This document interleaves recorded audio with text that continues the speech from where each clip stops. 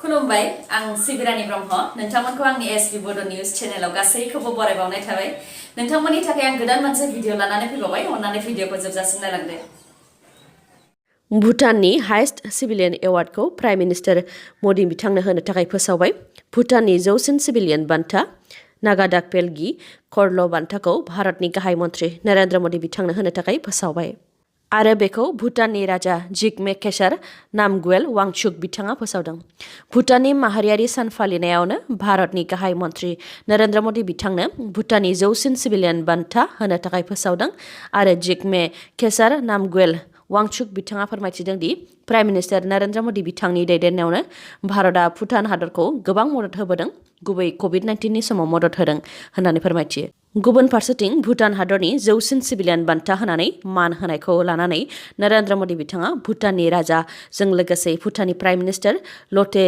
सिरिं बिथांनिसिमबो गोजोननायखौ जासिहरो बिटिसिनि ना फिसिग्रा बिफाना ना फालांगिरिफोरनो बाइक राननानै होदों क'क्राझार आरो चिरां जिल्लानि सा 41 मुलाम्फायारिफोरनो बरफ बाक्सु थानाय मटर साइकेल राननानै होदों बिटिसि गभर्नमेन्टनि SOPD बिथांखिनि गेजेरजोंनो ना फालांगिरिफोरनो बरफ बाक्सु थानाय बाइक राननानै होनाय जादों ना फिसिग्रा बिफाननि EM राकेश ब्रह्म बिथाङा बुंथिदों दि गिबियाव क'क्राझार आरो चिरांनि मुलाम्फायारिफोरनो बे मुलाम्फाखौ होग्रोनाय जादों उननि समाव बाक्सा आरो उदालगुरिनि ना फालांगिरिफोरनो राननानै होनाय जागोन लोगोसे बे बोसोराव 500 मटर साइकेल राननायनि थांखि लादों आरो फैगौ बोसोराव सा 500 मुलाम्फायारिफोरनो होनो थाखाय थांखि लादों होननानै फोरमायथियो बिथाङा बे हाबाफारियाव प्रमद बर' बिथाङाबो बाहागो लानानै बुंथियो दि जोंनि ओनसोलाव नानि डिमान्डआ जेसेबां दङ बेबायदि दिहुननाय गैया बेनि अनगायैबो जेसेबां दिहुनजायो बेखौनो राननो थाखायबो नांगौ बायदि खाबु गैया नाथाय दा ना फालांगिरिफोरा न' थांनानै ना लायनो थाङोबा ना दिहुनग्राफोरा थुलुंगानाय मोनगोन आरो बांसिन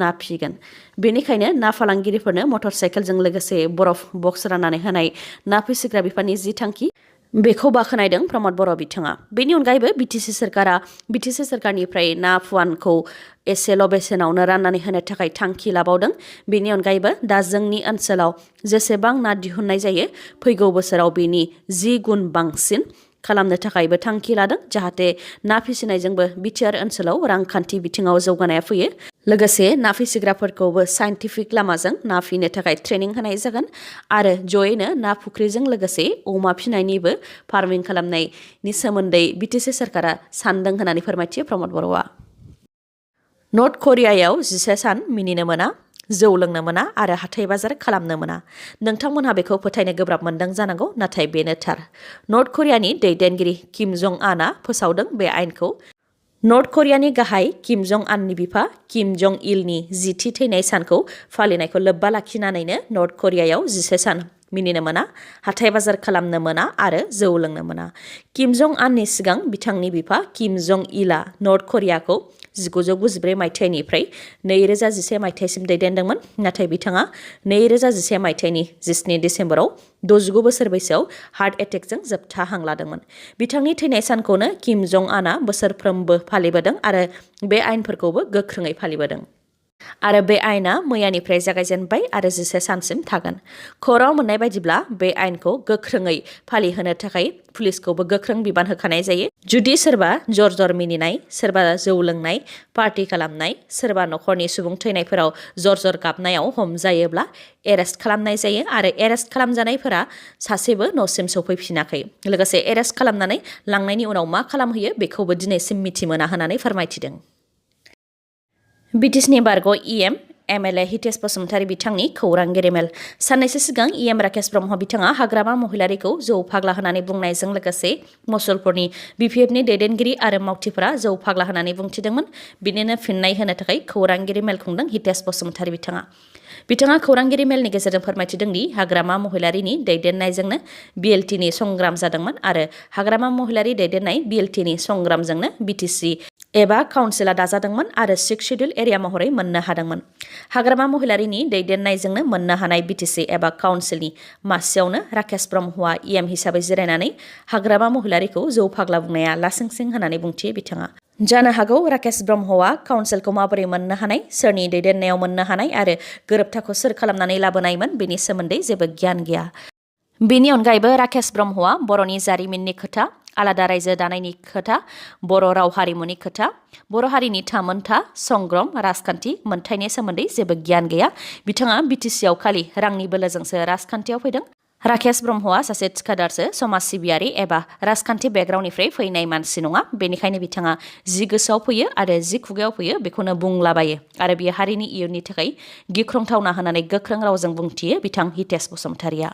बेनि अनगायैबो हितेश बसुमतारिया बुंथिबावोदि थांनाय 14 डिसेम्बराव इउपिपिएल, बिजेपि आरो जिएसपि जथाय सोरखारा बोसोरसे जानायाव लोब्बा लाखिनानै मुसलपुराव हाबाफारि लादोंमोन। बेयाव रायजो राजाफ्रा सानदों जानांगौ मुसलपुराव 1 बोसोराव मा मावखो होननानै। नाथाय मुसलपुराव ससेबो पाक्कानि लामा, दालां आरो न' लुनाय जायाखै। लुदोंब्ला बिदिन्थि होनानै फोरमायथि होनानै बुंथियो बिथाङा। बेनि अनगायैबो हाग्रामा महिलारिनि समाव मोननाय 6 फाइनान्सनि बिथांखिनि गेजेरजों मुसलपुर टाउन जौगानायनि थाखाय 100 कौटि रां राकेश ब्रह्मआ फोसावदों। नाथाय बे फान्डखौ मिरुनिफ्राय दासिमबो मोनाखै। डिआरडिनिफ्रायबो दासिमबो फान्ड मोनाखै। सुबुनखातानिफ्राय निकासिनि गेजेराव थांनाय दिरों दालांखौबो गोदानै लुनो रादाय होदोंमोन, बेखौबो दासिमबो लुनो हायाखै। बेनि अनगायैबो राकेश ब्रह्मआ कमलाकान्त बसुमतारी थिखादारनि मुङै खामानि लानानै सालबारि साब डिभिजनाव गनकपारानिफ्राय सैथानगुरि रडआव दालां बानायदोंमोन, जाय दालाङा बायफिनदों। बेनि थाखाय इन्जिनियार आरो एसिस्टेन्ट इन्जिनियारखौबो सासपेन्ड खालामनाय जादोंमोन होननानै फोरमायथियो बिथां हितेश बसुमतारिया। गुबुन फारसेथिं बिपिएफ दोलोआ बर' बिजोङाव एसामिस राव जाबसिननाय, ट्राइबेल बेल्ट एन्ड ब्लक ओनसोलखौ सिफायनाय, मोनजिद' बिफानखौ डिसिनो हरनाय, डिसिखौ सेक्रेटारि बानायनानै गोहो होनाय, गामि दानख'नाय बेफोरनि हेंथा गसंगोन। बेनि अनगायैबो 6 शेड्युल ओनसोलखौ फोजोबस्रांनाय आरो बर'फोरखौ फोजोबस्रांनायनि बिजेपि सोरखारनि जि थांखि बेनि हेंथायैबो बिपिएफआ गसंगोन होननानै फोरमायथियो बिथाङा। लोगोसे बुंथिबावोदि बेफोर गासैबो खाबुखौ प्रमद बर' बिथांनि थाखायनो बिजेपि सोरखारा मोननो हादों। बिजेपि सोरखारा प्रमद बर'नि फाफ्लियाव सिलाइ दोननानै ट्रिगारखौ बोगासिनो दं होननानैबो फोरमायथिबाव बिथाङा। बेनिखायनो समाजारि आफाद, गोरों गोरा सुबुंफोरा बे समावनो गोख्रों गसंनो नांगोन, नङाब्ला बिजेपि सोरखारा सानसे 6 शेड्युल ओनसोलखौबो फोजोबस्रांगोन होननानै बुंथियो बिथाङा।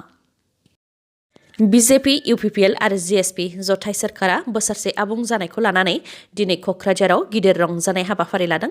बे हाबाफारियाव 70,000निबो बांसिन सुबुं थुबुर जागोन होननानै फोरमायथियो प्रमद बर'आ। प्रमद बर' बिथाङा खौरांगिरि मेल खुंनानै फोरमायथिदों दि बे गेदेर रंजानायाव गाहाय आलासि महरै गिबि मन्थ्रि डक्टर हेमन्त बिश्व शर्मा बिथांजों लोगोसे भारत सोरखारनिफ्राय टेक्सटाइल मिनिस्टार आरो आसामनि आबाद बिफाननि मन्थ्रि अतुल बरा बिथांमोनहा बाहागो लाफैगोन। लोगोसे बिबानाव थानाय दैदेनगिरि बिथांमोन आरो दिमा हासावनि सिइएम आरो कार्बि आंलंनि सिइएम बिथांमोनहाबो नुजाथिफैगोन। इउपिपिएल, बिजेपि आरो जिएसपि जथाय सोरखारा बिटिसिआव बोसोरसे जानायनि थाखाय बे रंजानायाव बयखौबो नुजाथिफैनो थाखाय प्रमद बर' बिथाङा खावलायहरदों। लोगोसे बिटिसि सोरखारा थांनाय 1 बोसोराव मा खामानि मावनो हाखो बेनि सायाव प्रमद बर' बिथाङा फोरमायथिदों दि जथाय सोरखारनि समावनो रायमना माहारियारि पार्कखौ मोननो हादों। 2,000निबो गोबां फोरोंगिरिफोरनो साख्रिनि थिसनलाइ होनाय जादों। 5,000नो हानि पाट्टा राननानै होनाय जादों। एक्स-एनडिबिफोरनि रिहेबिलिटेसनखौ फ्राय होजोबनाय जाबाय। माखासे आद्रा थानायनोबो थाबैनो होनाय जागोन। एक्स-एनडिबिफोरनि माखासे केस बोखारनाय जाबाय। रागाम प्रग्राम खुंनानै बिटिआरनि गासैबो हारिनि हारिमुखौ दिन्थिफुंनो हादों। बेनि अनगायैबो मोन 100 रावनि खन्थाइगिरिफोरनि मोनसे जथुम्मा खुंदों। बेबायदिनो बुंजोबनो हायै बायदि खामानि मावदों होननानै फोरमायथियो प्रमद बर'आ। मख'नो गोनांदि दिनैनि सानाव प्रमद बर'आ आइटि पार्क बेखेवगोन आरो टेक्सटाइल मिशन आरो मिल्क मिशनखौबो बेखेवगोन होननानै फोरमायथियो प्रमद बर'आ। कभिड-19नि गोदान भेरिएन्ट अमिक्रनआ भारतनि मोन 11 रायजोआव गोसारबाय। दासिम भारतआव 101 केस मोननाय जाबाय। बेनि मादाव महाराष्ट्रआवनो बांसिन 32 केस मोननाय जादों। वर्ल्ड हेल्थ अर्गानाइजेशनआ फोरमायथिनाय बायदिब्ला डेल्टा भेरिएन्टनिफ्रायबो गोख्रैथिसिनजों अमिक्रनआ साउथ आफ्रिकायाव गोसारगासिनो दङ। बेनिखायनो मिरु हेल्थ मिनिस्ट्रिया सांग्रांथि होदों जाहाथे गोनांथि गैयाबालानो जेराव मेराव थांलाय फैलाय खालामा, सुबुं थुबुर जाया आरो बोसोर गोदानावबो नांगौ बायदिल' रंजायो जाहाथे अमिक्रननि गोसारनायखौ होबथानो हायो। मिस वर्ल्ड 2021 फिनालेखौ फासयथ'नो गोनां जाबाय। कन्टेस्टेन्ट आरो क्रिउ मेम्बारफोरनि देहायाव कभिड-19 पजिटिभ जानायनि थाखायनो मिस वर्ल्ड 2021 फिनालेखौ दोनथ'नो गोनां जादों। मिस वर्ल्ड 2021 फिनालेआ 6 डिसेम्बराव पुएर्टो रिक'आव जानो गोनांमोन, नाथाय मिस वर्ल्डनि बादायारि आरो क्रिउ मेम्बार गासै 19नि देहायाव कभिड-19 पजिटिभ मोननाय जादों। बादायारि, क्रिउ मेम्बार आरो रायजो राजानि रैखाथिनि थाखायनो बेखौ दोनथ'नाय जाबाय आरो फैगौ 90 साननि गेजेरावनो खुंनाय जाफिनगोन होननानै फोरमायथिदों। भारतनि मिस वर्ल्ड बादायारि मानासा बारानासी बिथांजों लोगोसे कन्टेस्टेन्ट आरो क्रिउ मेम्बार गासै 19नि देहायावनो कभिड-19 पजिटिभ मोननाय जादों। तिनसुकियायाव गिख्रंथाव अर खामनायजों गं 30निबो बांसिन न'फोरानो सेवहांगार जादों। तिनसुकियानि गेलापुखुरिनि डन बस्क' स्कुल साखाथियावनो बे अरा खामदों। फायार एन्ड इमार्जेन्सि सार्भिसेसआ फोरमायथिनाय बायदिब्ला गासै गं 35 न'आ खामनानै सेवहांगार जादों, जायजों 80 लाखनिबो गोबां रांनि सम्पति खहा जादों। अरा गिबियाव माबोरै नांजेननाय बेनि सोमोन्दै दासिमबो रोखा मिथियाखै, नाथाय उनाव मोनसेनि उनाव मोनसे गेस सिलिन्डार बेफ्रुनायनि थाखाय अरा जेरैथिंबो गिख्रंथाव महर लालांदों। अर खोमोरग्रा बिफाननो खौरां हरनायाव गं 8 अर खोमोरग्रा गारिया फैनानै खमैबो 2.25 घन्टा नाजानायनि उनावसो अरखौ खोमोरनो हादों। आसामनि तिनसुकियायाव गिख्रंथाव अर खामनायनि अनगायैबो मिज'रामनि राजथावनि आइजलनि डिसि अफिसावबो अरा खामदों। अर खामनायजों डिसि अफिसनि बांसिन बाहागोआनो सेवहांगार जादों। रिपर्टनि बायदिब्ला माखासे एएमसि सिटनि उफ्रा बिसायख'थि जाफिननायनि इभिएमखौबो बे डिसि अफिसावनो दोननाय जादोंमोन। बेफोर गासैबो खामनानै सेवहांगार जाजोबदों। लोगोसे अफिसनि गासैबो फोरमान बिलाइफोराबो सेवहांगार जाजोबदों। बे अर खामनाय जाथायखौ मोब्लिबनि थाखाय जानाय सन्देह खालामनाय जादों। दिनैनि भिडिअआ एसेनोसै। गाबोन आरो गोदान भिडिअजों लोगो मोनफिनबावगोन। नोंथाङा दासिमबो आंनि चेनेलखौ साबस्क्राइब खालामाखैबा अन्नानै साबस्क्राइब खालामदो, लोगोसे लाइक, कमेन्ट आरो शेयार खालामनो दाबाव। गोजोन्थों।